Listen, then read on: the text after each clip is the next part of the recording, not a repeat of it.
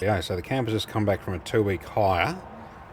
Opened up the side wing gull wing box and looks like we have a flat battery.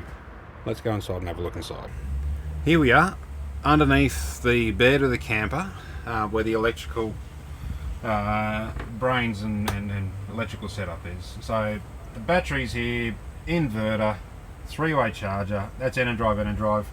Not entirely sure what brand of the battery is. I can tell you it's probably not a Kimberley Campers battery, because I don't believe they make batteries. They make awesome camper trailers, that is, I don't think they make batteries. So if anyone knows what kind of battery that is, flick it in the comments. Otherwise maybe Adam can throw something up about what brand of battery it is. Just be nice to be able to get the specifications without sort of removing it and hunting around on the back side of it. So battery is flat.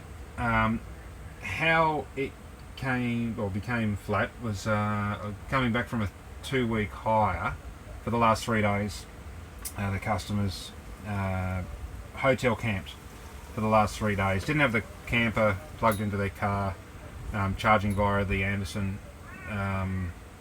They did have the inverter running the entire time. It was chewing a lot of power from the inverter, the fridge, the underbody lights, the air compressor.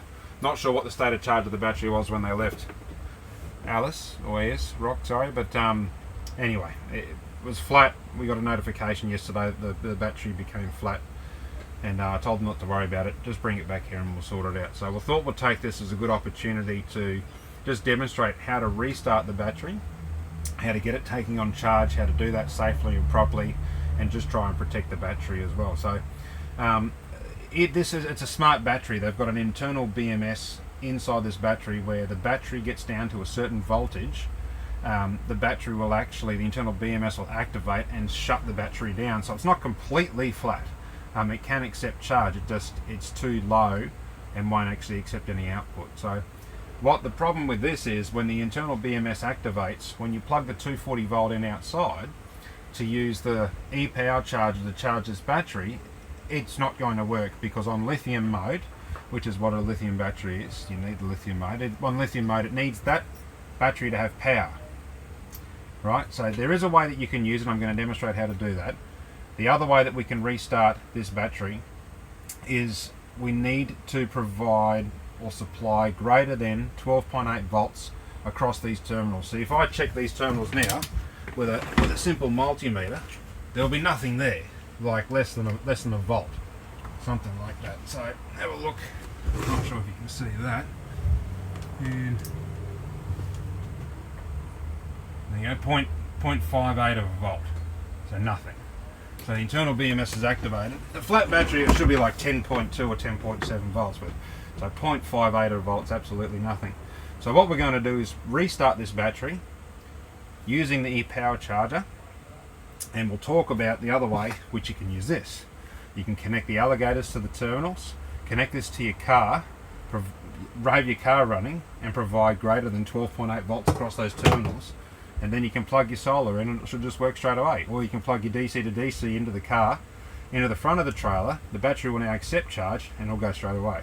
It's another way of doing it. The battery is then going to want to charge at the full rate of what the solar or the DC charging in the car will provide.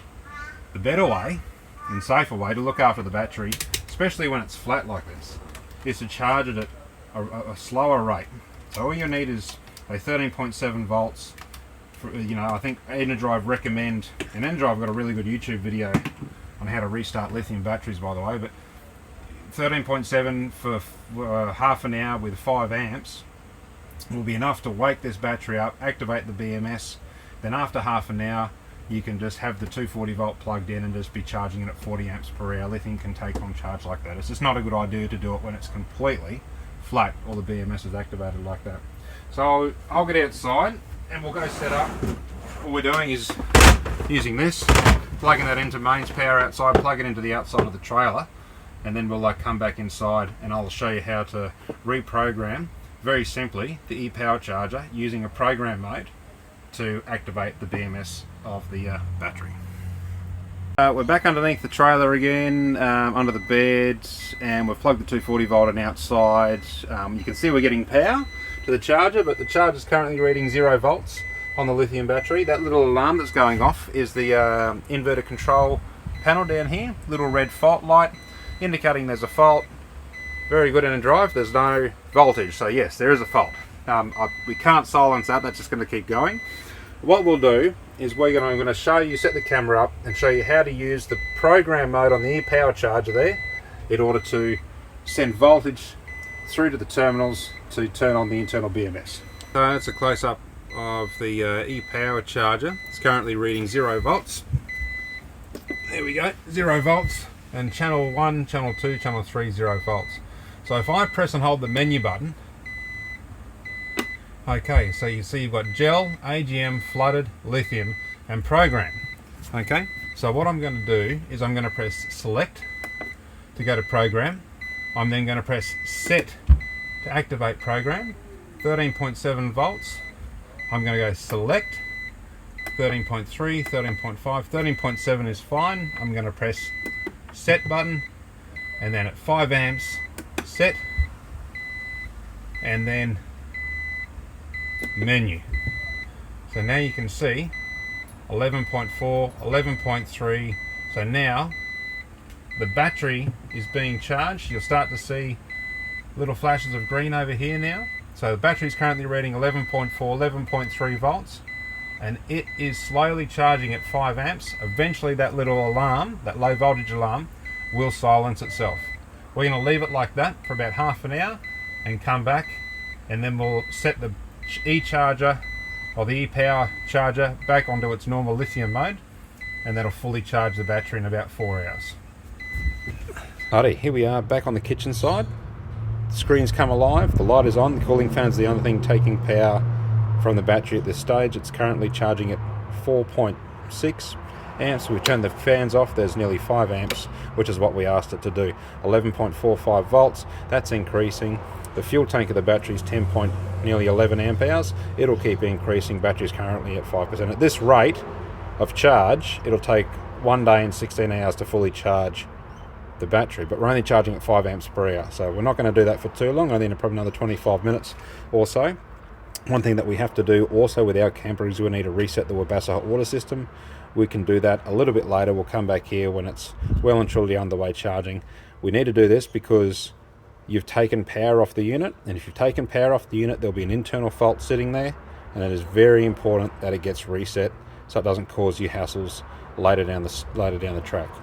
It's also worth noting that the voltage that you get on this screen whilst in program mode should be very close to the voltage you get across the terminals. So at this stage, there's the multimeter, and if I run the voltage across the terminals, it's currently sitting at nearly 11.6 volts. So the internal BMS is awake and the battery's taking on charge. It's another way of telling that the internal BMS is actually awake. Alrighty, so here we are, the alarm stopper back underneath the trailer. It's still currently on program mode. It's 12.3, and if you press the set button, you can still see it's charging at 5 amps per hour. So now that it's been half an hour, we're going to recover the battery now in its full state, and we're going to allow the charger to charge in its normal lithium mode. So to put it back into lithium mode, press and hold the menu button until all the menu lights up at the top there. We're currently in program, that's flashing, and then we'll go select. That puts us through to, looks like it's gel, AGM, flooded, lithium. On the lithium mode, we'll just press set, 14.4 volts set, 40 amps per hour set, with an L of 4. We'll set that, press menu, and now it's charging at 40 amps per hour at 12.7 volts is the current voltage of the battery, and it's charging at 40 amps per hour. You can hear the fan is fired up, so obviously the charger is now working a little bit harder. We'll go across to the main screen now. In the kitchen, we'll have a look at how it's charging, how it's displayed on the main screen, and we'll reset that hot water system. You can see it's charging at 39.3, so 40 amps, current voltage, time to charge just on 4.5 hours. The fuel tank's at 15.24 and rising 8% battery. Everything's working now. The charger will take control of all the load that we have. so you can start turning things back on, the fridge, etc, etc. So let's reset the Webasto hot water system. So currently it's 5:30 in the afternoon on a Friday. So just give this wheel a bit of a scroll. It'll want to turn round. It'll start to fire up, and it'll ask what day it is. So Thursday, Friday, select that, and the current time is 5:30. Right, so before we do anything else, just scroll the wheel all the way to the right, go settings, all the way to the right, and come back one to error information, and see there's a TEB multi-control fault because we've taken power off it. Okay, okay, we'll press the middle button again. It will go all the way back to reset, enter, enter. It resets the unit. The unit does a full reset, and then we can go back and check the settings, check the error information. It's now okay, it's good to go and good to fire up. So we can go all the way back to the left, just back, and then we can leave it as it is. And that's the full recharge process and how to get the battery back all up and running again. I hope that helps.